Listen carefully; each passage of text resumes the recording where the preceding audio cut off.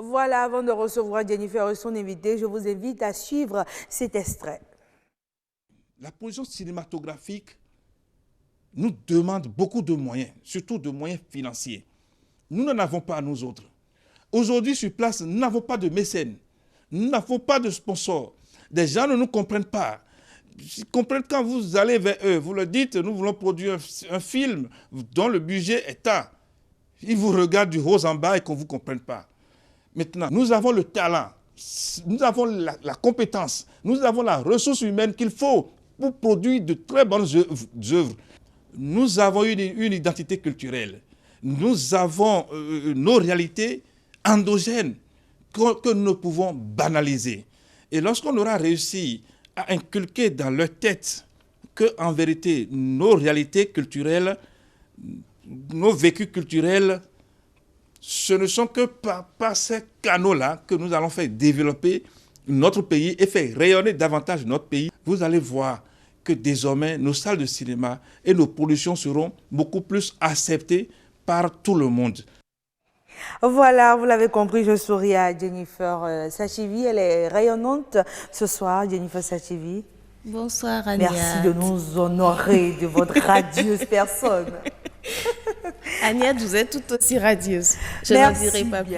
C'est surtout le choix de votre invité, moi, particulièrement, qui m'intéresse. C'est pas facile d'avoir Kambi Akala sur le plateau. Merci d'être avec nous. Merci, madame. C'est un plaisir. Plaisir partagé. Jennifer Sachivi, on s'intéresse donc à la place à l'international du cinéma béninois. Exactement. Vous le dites si bien, il nous a fait l'honneur d'avoir accepté notre invitation et on lui dit merci. Donc, vu qu'il est dans le domaine depuis très longtemps, il va nous expliquer un peu pourquoi on a l'impression que le cinéma béninois ne perce pas, n'est pas vraiment connu à l'extérieur, hors de nos frontières. Donc, bonsoir monsieur, à Kambi Akala. Merci beaucoup. Bonsoir mesdames. C'est un grand honneur que vous me faites de m'inviter sur votre plateau pour parler de cette chose-là qui nous passionne depuis tant de décennies. À votre question, je me dis d'où vient cette question. Le cinéma béninois n'est pas connu à l'international. Qu'est-ce que cela veut signifier? Est-ce que notre cinéma est d'abord bien connu chez nous? Quelles sont les occasions qui nous sont données pour voir ce qui est produit aujourd'hui? Je pense que c'est ça la question la plus importante. Le cinéma américain, pour être vu à l'international, est d'abord vu par les Américains, rentabilisé chez les Américains. Et c'est le reste qu'on nous donne à consommer. D'accord. Donc, est-ce que vous rejoignez un peu ce que notre interviewé dit dans son extrait en disant qu'en fait, le Béninois ne consomme plus ce qu'il y a de l'extérieur en matière de cinéma? Est-ce que vous pensez qu'il y a ce problème? Je ne suis pas d'accord. Pas du tout, pas du tout. Pour moi qui étais acteur, qui le suis encore et très observateur de ce qui se passe, je pense qu'il y a lieu de féliciter les Béninois de consommer ce qu'ils peuvent consommer, des images que l'on produit au Bénin. Je vous en prie. Qui a connu le cinéma des années 60, 70, 80, peut se féliciter de ce qui se passe aujourd'hui. On a évolué. Oh, on a beaucoup évolué. On a beaucoup évolué. Je vous rappelle rapidement, le premier long métrage béninois a été produit en 1914 par Feu Abekalo Pascal, paix à son âme. Le second est arrivé en 1976. Vous voyez l'écart? Et puis, le troisième est venu aux environs de 84. Vous voyez, quand on fait la moyenne, on est à peine à un long métrage tous les 5 ans. Aujourd'hui, on en produit des dizaines par an. Est-ce qu'on ne peut pas dire qu'il y a quelque chose qui change? Oui. Beaucoup de jeunes s'y investissent.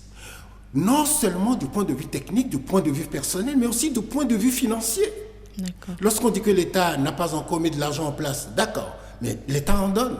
Lorsque vous avez vu le film de Sylvestre Amoussou, qui a eu le 2e grand prix africain, est-ce qu'on peut dire que le cinéma béninois ne rayonne pas? Mais je pense que ce que nous devrons le plus faire, et c'est là où le maillon est très faible, c'est de produire pour nous-mêmes et nous offrir l'occasion de voir ce que nous produisons. D'accord. Oui, mais déjà, je crois que Jennifer Sachivi s'interroge sur ce que les autres ont.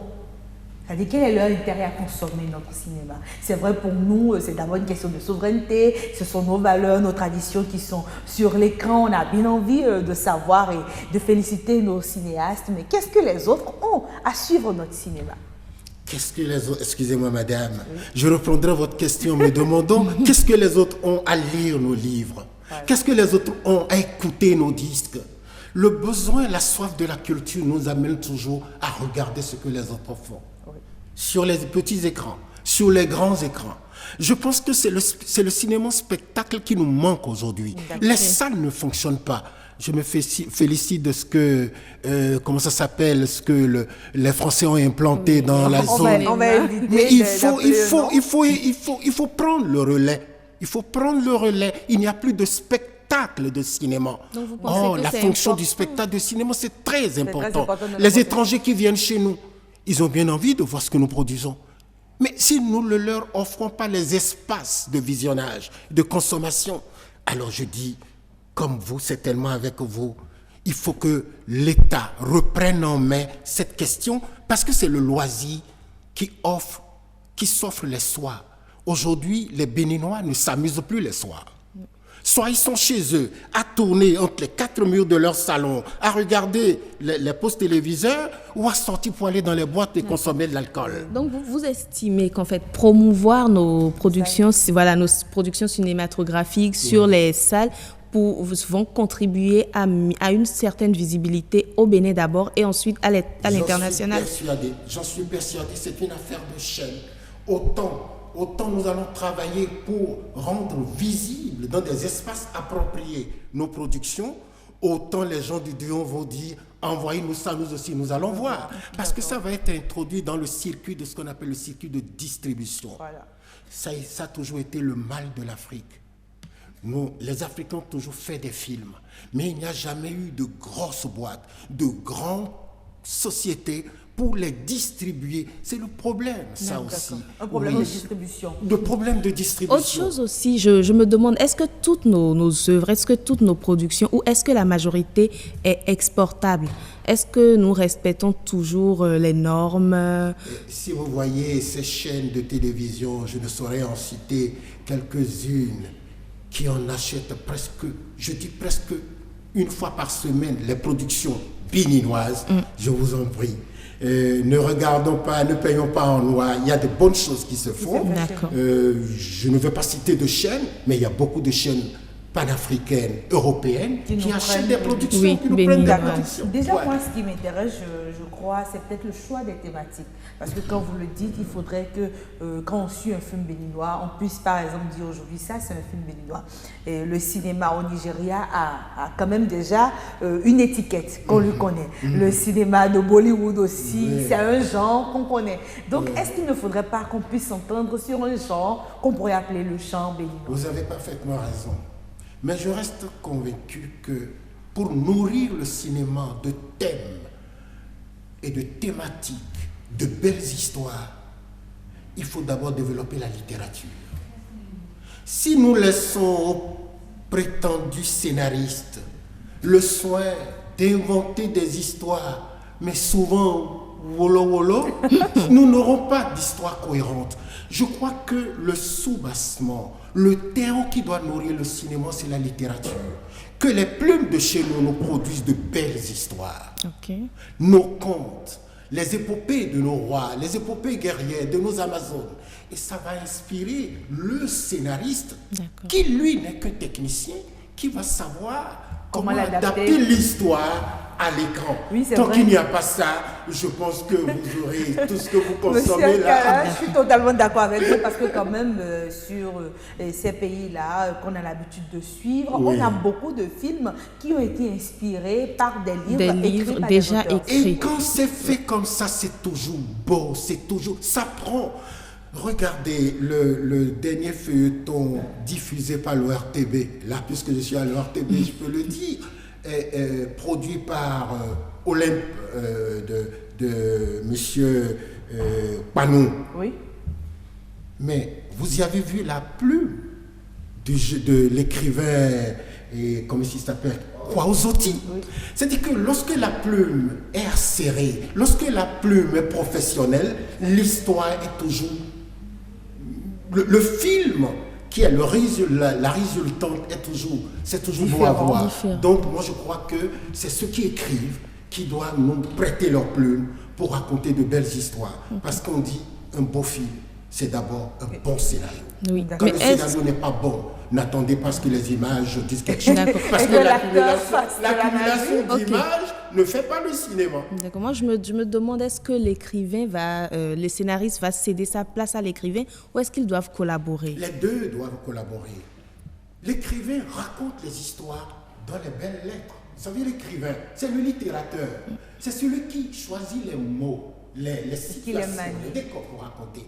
Mais le scénariste, lui, il recherche les écrits qui peuvent lui donner de belles images.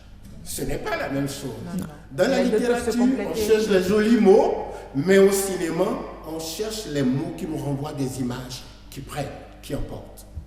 Ouais. Voilà, donc je rejoins toujours la question de Agnat qui parle de genre. Quand vous parlez d'histoire, est-ce que vous voulez par exemple que tous les livres déjà écrits soient mis en valeur à travers le cinéma? Est-ce que vous pensez que ça peut être une bonne alternative? Le peu qui existe peut être source d'inspiration. D'accord. Mais je pense qu'il n'y en a pas encore suffisamment qui inspirent. Parce que ce n'est pas toutes les littératures qui inspirent. Nous avons beaucoup, sur la place, beaucoup d'essais. Oui. Beaucoup de nouvelles aussi. Les romans, la source la mieux indiquée, c'est les romans. Parce que le roman, il est très proche du cinéaste. Tout ce qu'il écrit renvoie à des images. Voilà. Et je pense que c'est là, il faut encourager la littérature, la production littéraire pour mieux booster la production audiovisuelle. Ça, c'est l'ancien directeur de la cinématographie qui nous le dit. Merci. C'est plus le réalisateur. Merci bien. Et est-ce qu'il ne faudrait pas aussi peut-être former ces scénaristes-là qui sont déjà là ou ces écrivains pour plus les plonger dans le... Il n'y a pas de génération spontanée, il n'y en a pas. Mais comment on fait qu'on n'a pas de génération spontanée? On croise les doigts? Nous les formons.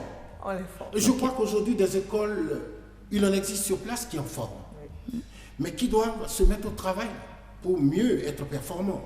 Parce que ce qu'on vous donne sur les bancs, dans les universités, ne suffit pas. Il faut se mettre au travail. Et c'est à force de produire qu'on fait de belles œuvres. Il y en a de plus en plus. Je crois même qu'il y a aujourd'hui des tentatives de mise en association de ceux qui s'appellent, en attendant qu'on les appelle scénaristes. Je crois que s'ils mettent en place une telle association, ça va apporter une grande dynamisation, une grande dynamique, et je pense que ça va donner de beaux fruits. D'accord. Enseigner des choses élémentaires en matière de cinéma à ceux qui veulent en savoir, eh bien, nous travaillons tous à tirer vers le haut la création nationale. Et je pense qu'à force de travailler, nous allons y parvenir. Mais seulement que, malgré tout ce qu'on peut reprocher au cinéma aujourd'hui, au cinéma béninois, je vous prie, c'est un cinéma effervescent. Mais c'est un cinéma si effervescent que l'administration du cinéma est en retard sur le cinéma. L'État béninois est en retard sur le cinéma béninois. Merci, monsieur. C'est là que nous devons le plus faire d'efforts parce qu'il n'y a pas de loi, il n'y a pas de règlement. Tout cela nage un peu dans un désordre. Ce qui est sûr, on vous attend sur ces différents chantiers parce que vous êtes une voix qui compte. Merci et beaucoup. Je suis sûre qu'Assem Gaba a entendu vos préoccupations et qu'on pourra peut-être faire une grande émission de 52 minutes pour revenir sur le cinéma béninois. On ne finira jamais d'en parler. Jennifer Satchevi, c'était un plaisir. Voilà, c'était un plaisir aussi. Et merci à notre invité qui nous a apporté toutes ces informations assez utiles.